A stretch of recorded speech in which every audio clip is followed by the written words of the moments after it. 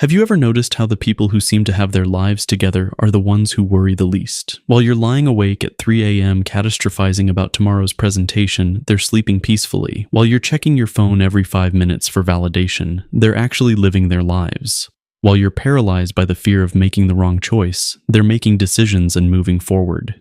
Here's what they know that you don't. Worry is not preparation. It's not protection. It's not even rational. It's a mental prison you've built for yourself, and you're the only one with the key. You've been taught to believe that anxiety is responsible, that overthinking is thorough, that imagining worst-case scenarios is somehow keeping you safe. But look around. Look at what this mindset has given you. Are you happier? Are you more successful? Are you living the life you actually want? Or are you living in constant fear of the life you might lose? There was a man who figured this out over 400 years ago, long before social media existed to amplify our insecurities, long before the modern world convinced us that we needed to optimize every moment of our existence. His name was Michel de Montaigne, and he discovered something revolutionary. The secret to a good life isn't knowing everything or controlling everything. It's knowing what you don't know and being perfectly comfortable with that uncertainty. Montaigne wasn't your typical philosopher. He didn't write grand theories about the universe or create complex systems of thought. Instead, he did something far more radical. He studied himself. He observed his own mind like a scientist studying a fascinating specimen. He noticed his contradictions, his changes in mood, his shifting opinions, and instead of trying to fix them or hide them, he embraced them. He realized that consistency is overrated, and that being human means being beautifully, chaotically complex. But here's where Montaigne's insight becomes life-changing for you. He understood that most of our suffering comes not from what actually happens to us, but from what we imagine might happen. He once wrote that his life had been full of terrible misfortunes, most of which never occurred. Sound familiar? How many nights have you lost sleep over problems that never materialized?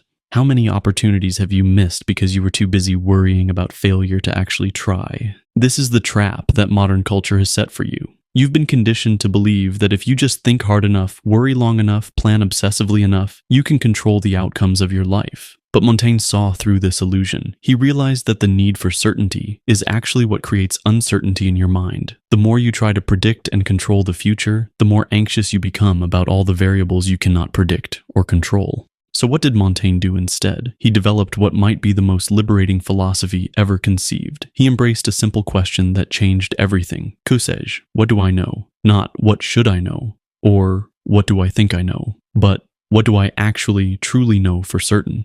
And the answer, he discovered, was beautifully freeing. Very little.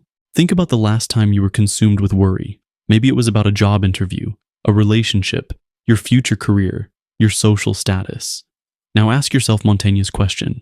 What did you actually know for certain about that situation? Strip away the assumptions, the predictions, the catastrophic thinking. What facts did you have? Probably very few. Most of your anxiety was about imagined futures, not present realities. This is where Montaigne's approach becomes practical and powerful. When you stop pretending to know things you don't know, when you stop trying to control things you cannot control, something magical happens.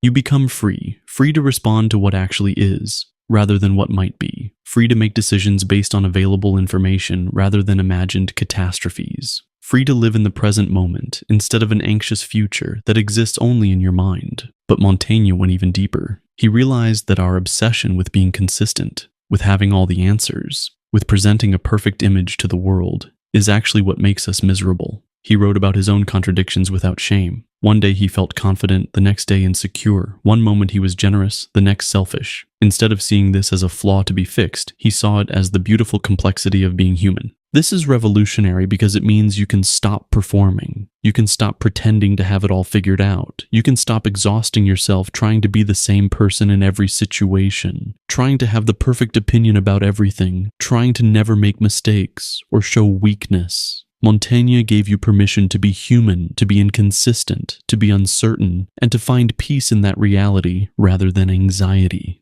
The practical application of this philosophy is where everything changes. Instead of asking, what if this goes wrong? You start asking, what do I actually know about this situation? Instead of imagining worst-case scenarios, you focus on present facts. Instead of trying to predict outcomes you cannot control, you prepare for the actions you can take. Instead of seeking certainty, you become comfortable with uncertainty. This doesn't mean becoming passive or careless. It means becoming strategic about where you direct your mental energy. Montaigne wasn't lazy or irresponsible. He was incredibly productive precisely because he wasn't wasting energy on imaginary problems. He could focus on real challenges because he wasn't distracted by invented ones. Here's what happens when you adopt Montaigne's approach. That job interview you were dreading becomes an interesting conversation with another human being. That social situation you were overthinking becomes a chance to connect authentically. That decision you were paralyzed by becomes a simple choice between available options. That criticism you were terrified of receiving becomes just information you can use or discard. The people around you will notice this shift. You'll stop being the person who needs constant reassurance, constant validation, constant confirmation that everything will be okay.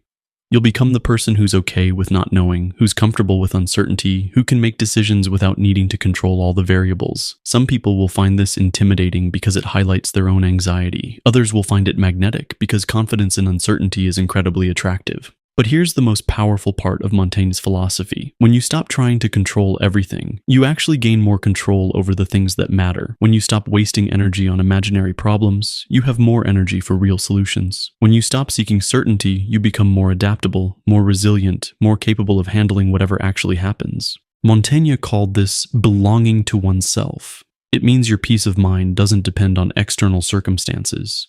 Your self-worth doesn't fluctuate with other people's opinions. Your sense of security doesn't require controlling outcomes you cannot control. You become internally stable while remaining externally flexible. This is why everything starts to go well when you stop worrying. Not because bad things stop happening, but because you stop creating additional suffering through your imagination. Not because life becomes predictable, but because you become comfortable with unpredictability. Not because you gain control over everything, but because you gain control over yourself.